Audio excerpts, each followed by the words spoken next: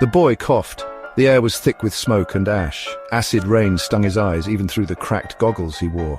They were too big, salvaged from some forgotten adult, held together with duct tape and hope.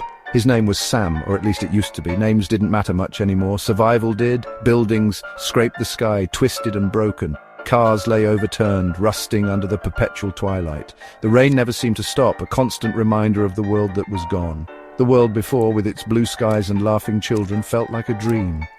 Sam clutched his makeshift weapon, a rusty pipe he'd found. He had to find food. He had to keep moving.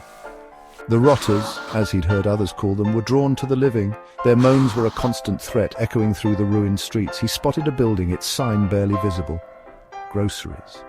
Hope flickered in his chest. Maybe, just maybe, there was something left.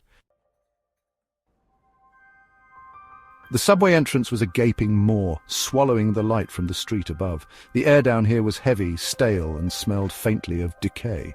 But it was dry. Sam hesitated, then took a deep breath and descended. The stairs were slick with grime and something he didn't want to identify. The tunnel stretched into darkness, the only light coming from the weak beam of his scavenged flashlight. He'd heard whispers, stories of survivors seeking refuge in the city's underbelly. But the silence was broken only by the drip, drip, drip of water and the distant moan that sent shivers down his spine. They were down here too.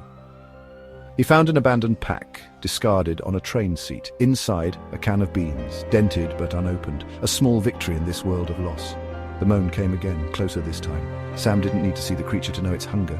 He ran, his heart pounding against his ribs, the echo of his own footsteps swallowed by the darkness. The belly of the beast offered no comfort, only the promise of a more insidious death.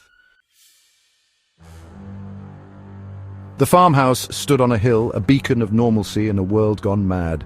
Its wooden walls, though weathered, seemed to hold back the decay of the city. Sam approached cautiously, his hand never straying far from the pipe tucked into his belt. He'd learned the hard way that hope could be a dangerous trap.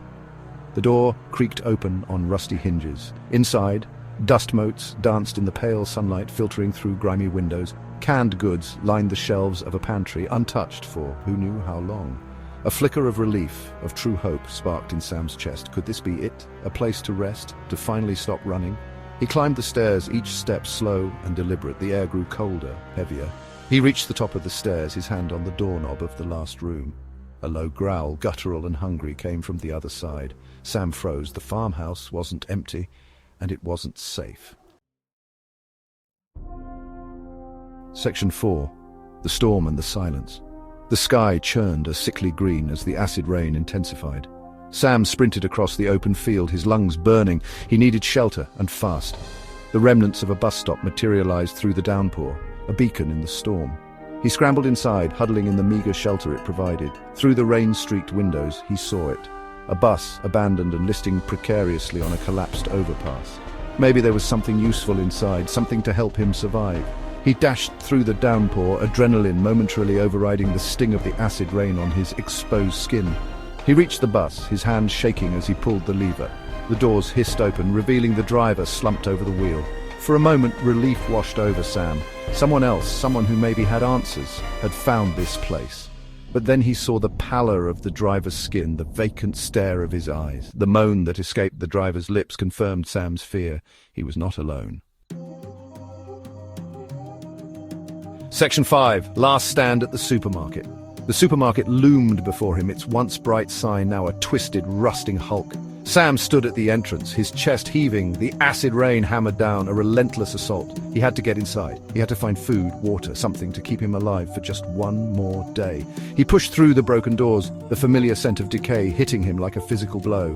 The aisles were littered with debris, shelves overturned, cans and boxes scattered across the floor. But there, at the back, he saw it, a flickering light, the unmistakable glow of a lantern. Someone else was here.